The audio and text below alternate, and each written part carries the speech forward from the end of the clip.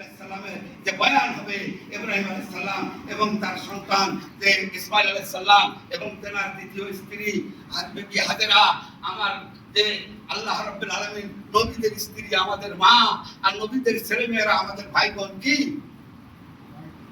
নবীদের স্ত্রীরা হলো আমাদের মা, আর নবীদের ছেলেমেয়েরা আমাদের কি ভাই বোন।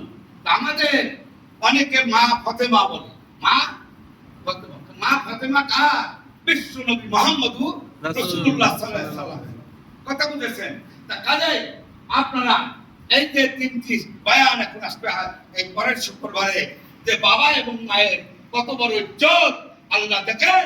যখন ইব্রাহিম আলাইহিস সালামকে, ইব্রাহিম আলাইহিস সালাম তার স্ত্রীকে ওখান থেকে ইয়ার পৃষ্ঠ থেকে নামে, ওটের পৃষ্ঠ থেকে নামে যখন ওখানে রেখে যাচ্ছেন, তো ওনার স্ত্রী বলতেছেন কিছু পানি, কয়টা রুটি, এই এখানে কোনো বাড়ি নাই, ঘর নাই, দৌড় নাই, কোনো সাবিয়ানা নাই, এই যে ধুধু ময়দানে কত বাপ ছেড়খাল এখানে আছে, তুমি আমাকে এখানে রেখে যাচ্ছ, আমার এই সন্তানটা সহ এই যে আজকে শরীরের তাপ এত যে আমার সন্তানের গায়ে করতেছে, আমার গায়ে করতেছে, তুমি যে আমাকে রেখে যাচ্ছ, তোমার কি এটাই দয়া?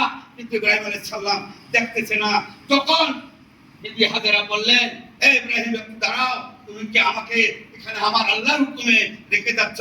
তখন ইব্রাহিম আলাইহিস সালাম গড়িয়ে চোখের পানি ফেলে বলে, হ্যাঁ, আমার আল্লাহর হুকুমে তোমাকে আমি এখানে রেখে যাচ্ছি। তো ঈমান কত বড়